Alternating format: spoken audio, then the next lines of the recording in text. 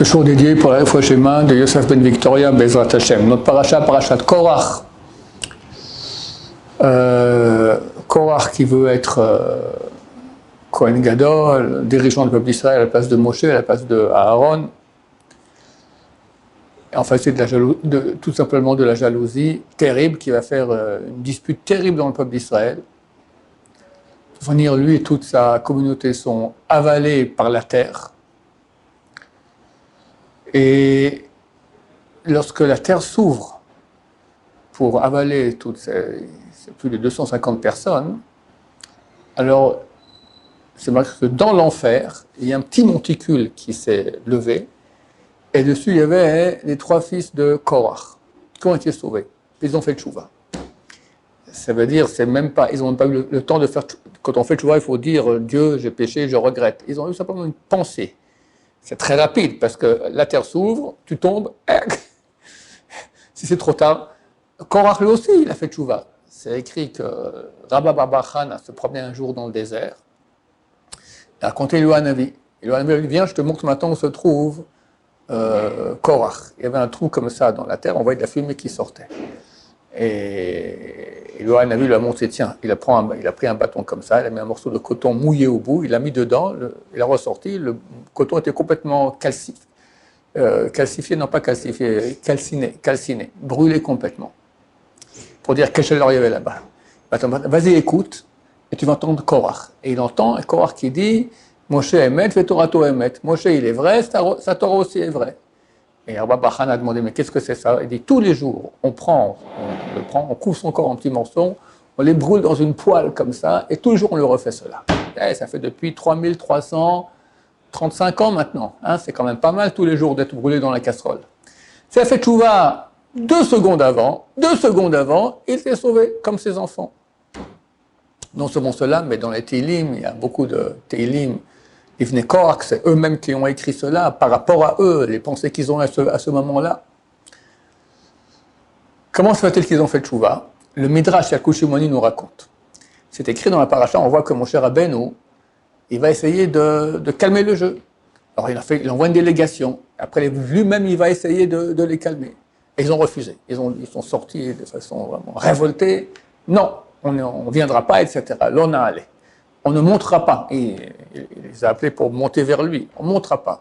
Rachid dit sur place, ils ont expliqué eux-mêmes ce qui se passera. On ne montera pas, on descendra. Ils sont tombés, ils sont descendus. Normalement, le Midrash raconte que mon cher Avenu est venu voir Korach pour essayer de le calmer.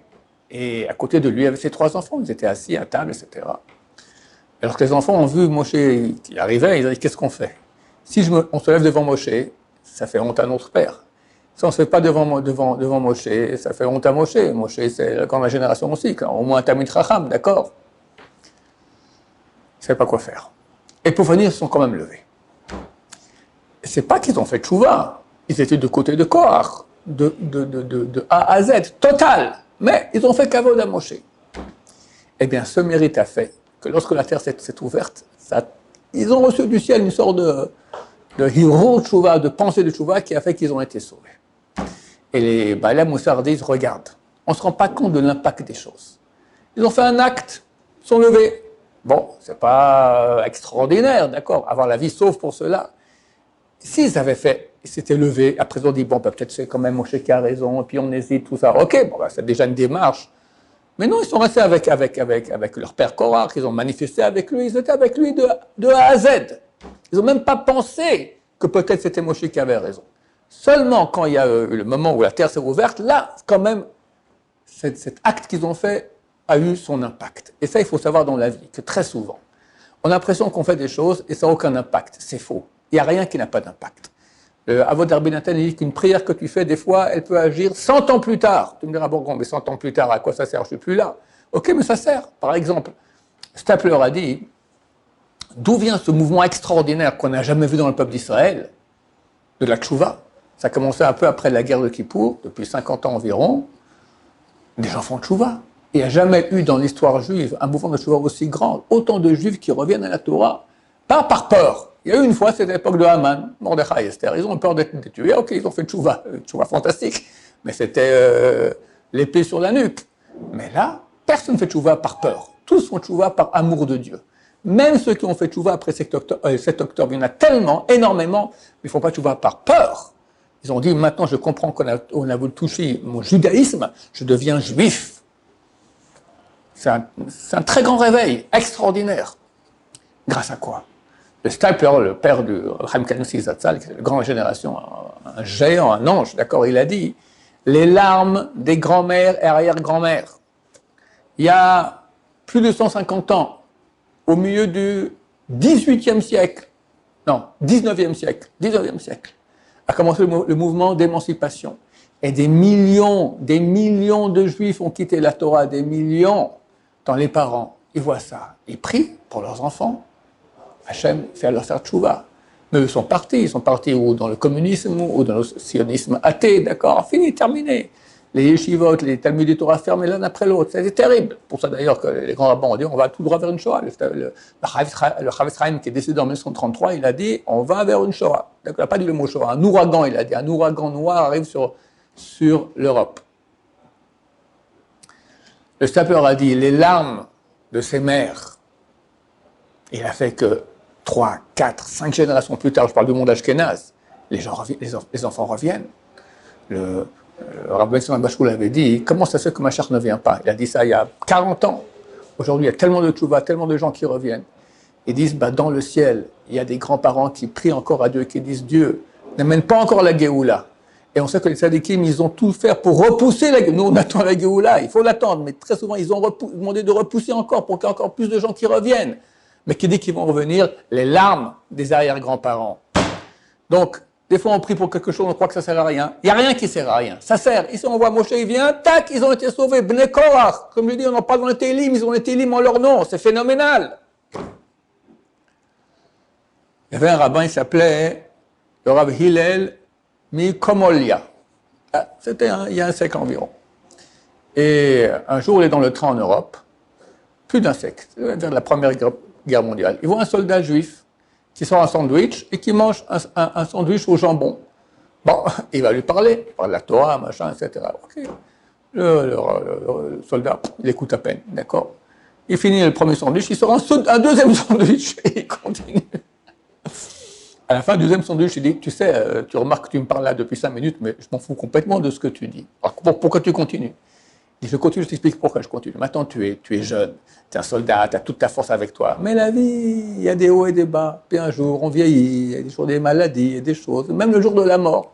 Peut-être que les paroles que je dis maintenant, elles auront un impact sur toi. Et c'est clair que c'est comme ça. Nous, on faisait des séminaires, dans ma jeunesse, je faisais des séminaires en France. C'était fantastique. Sur un public, il y avait 50% qui faisaient le tchouva. Non, tout le monde. Il y a eu des cas, moins de 10 durant toute ma vie, qui ont dit, après un séminaire, on ne croit pas encore que la Torah est vraie. Tous ont compris que c'était vraiment divin et d'origine divine. Maintenant, est-ce qu'ils agissent dans ce sens ou pas? On avait à peu près 50% qui commençaient à faire tchouva, dont une petite partie aussi qui tombait après. D'accord? L'autre 50%. Alors, pourquoi est-ce qu'on les reçoit au séminaire? Bon, d'abord, on ne sait pas s'ils font tchouva ou pas. Mais c'est clair que ça sert. Parce que le type, il a vu que la Torah est vraie. Il y a eu un message de vérité qui l'a touché. Ils ont été touchés. Mais commencer à faire Shabbat, commencer à être en tsniout, commencer à manger, c'est vrai que c'est pas facile, d'accord, hâte de changer. Mais c'est le début. Et on sait que ça sert. Pourquoi? Hachem fera la suite. Un beau jour, le type, allez, chimiothérapie, mon cher ami. Oh là là là là là là. Avant le séminaire, il a prié, qu'est-ce que j'en sais, moi, au suspendu ou au gros tout jaune là qui vient d'Inde, d'accord? Qu'est-ce qu'il aurait, je sais pas à qui il aurait prié. Là, il sait que Dieu existe, il sait que c'est vrai, il se met à prier. C'est-à-dire que chaque acte qu'on fait, il a un impact. Et Dieu s'occupe du reste après. Il s'occupe. Nous, on n'est pas, comme a dit le Rav de Brisk, on n'est pas les bâtiments du monde, on n'est pas les propriétaires du monde. On n'a pas à agir. Tu dois faire ce que tu peux, tu plantes. Ça poussera pas, c'est plus ton affaire. Nous, on a nos mitzvot à faire. Et ça, il faut savoir, parce que des fois, on est découragé. Que ce soit dans faire tchouva à quelqu'un, prier pour la réfoua de quelqu'un, on pense que ça sert à rien. Ça n'existe pas. Je suis en contact directement avec quelqu'un qui a été, là, à l'Echem, il a été envoûté, mais de façon extrêmement grave et très difficile. Il a une vie, un vrai enfer. Des grands rabbins, on le dit, normalement, tu aurais dû mourir sur place de souffrance. Et il tient bon. Alors, je lui ai dit, sache, très bientôt, Mashiach, il arrive, et tout ce que tu aurais pu faire, parce qu'il n'a pas pu se marier, pas pu avoir d'enfants, etc., tout ça, t'en fais pas, tu l'auras. Parce que c'est pas possible que Dieu va t'empêcher de recevoir le mérite des choses que tu aurais dû faire et tu n'as pas pu faire malgré toi. C'est clair que Dieu a voulu qu'on l'envoûte, c'est clair aussi. Mais il y a aussi un mérite pour tout cela. Il m'a dit, oui, un rabbin m'a dit cela. Il m'a dit que Dieu a mis toutes mes mitzvot dans un trésor et un jour je pourrai toutes les réaliser. Voilà. Donc, il ne faut pas croire que cette souffrance ne sert à rien. Il souffre énormément, mais c'est un mérite énorme. La Gemara, elle dit qu'il n'y a pas de plus grand mérite que les souffrances. Et quelqu'un souffre 10 ans, 20 ans, 30 ans, et dit, je prie, je souffre. Il n'y a rien qui change. Mon cher ami, c'est pas ici qu'on regarde le résultat. D'abord, il y a Olam Haba. Et ici, c'est fini, Olam Haba, c'est infini. Infini! Ça ne s'arrête jamais, terminé. On sait qu'un milliard de milliards par rapport à l'infini, ça ne vaut absolument rien. Mais même dans ce monde-ci, qui te dit, ça va peut-être aider, et si c'est pas toi, c'est les enfants, etc. Il n'y a rien qui part pour rien. Ça serait injuste de la part de Dieu. Il y a une loi, celle du Messite, celui qui incite des Juifs à faire de l'idolâtrie. Dans le suspendu dont je parlais auparavant, c'est écrit dans les versions non censurées du Talmud, traité Sanhedrin, 107, qui là-bas il a fait la Avodah Zarah, page 44, c'est marqué là-bas comment il a été tué par Scylla, on lui lance des pierres dessus, qu'on appelle ça en français lapidation. Puis après on le pend aussi, on le pend avec les mains, d'accord, pas de croix, il n'y avait pas de croix, on le pend avec les mains sur une poutre comme ça quelques secondes. Dans la version non censurée du Talmud. Maintenant, la loi du Messite. Messite, ça donne en français inciter, d'accord? C'est un des mots français qui provient de l'hébreu. Vous pouvez vérifier, je n'ai pas vérifié, mais je vous garantis, prenez un dictionnaire étymologique, vous regardez sens du mot inciter, ils mettront, moi j'ai vu dans j'en ai un pareil de Bordas, d'accord, c'est écrit là-bas, source incertaine. Chaque fois qu'il y a un mot hébreu en français, source incertaine, d'accord? Ils n'ont pas pris l'hébreu, ils ont pris le grec, ils ont appris le latin, mais pas l'hébreu, donc ils ne savent pas d'où ça vient. Donc, Messite, c'est celui qui incite son prochain à faire la Avodah Zarah. On va le lapider. Mais comment on a su qu'il l'a incité? Parce que les gens qui l'ont incité sont allés se plaindre au Beddin. Il fallait 2 témoins qui lui disent « Tu as incité, maintenant on t'a entendu, hop, tu vas être lapidé ». Donc ces 2 témoins n'ont pas été incités. Et néanmoins, vu qu'il a incité, et bien que ça ne servait à rien, il a été lapidé. Maintenant, on sait que dans le bien, c'est toujours 500 fois plus fort que le mal. C'est marqué que Dieu fait rebondir le mal que les gens font sur leur descendance jusqu'à 4 générations s'ils continuent eux aussi à faire ce même mal. Par contre, pour le bien qu'on fait, sur 2000 générations. 2000 générations, c'est 500 fois plus que 4.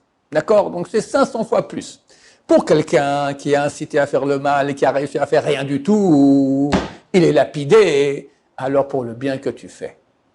Même si ça ne sert à rien. Ça, d'abord, comme j'expliquais, ça n'existe pas, ne sert à rien. Ça sert parce que Dieu est juste et tous les efforts qu'on fait sont remboursés. Mais remboursés à combien? Récompensés à combien? Pas à 4. 2000! 2000!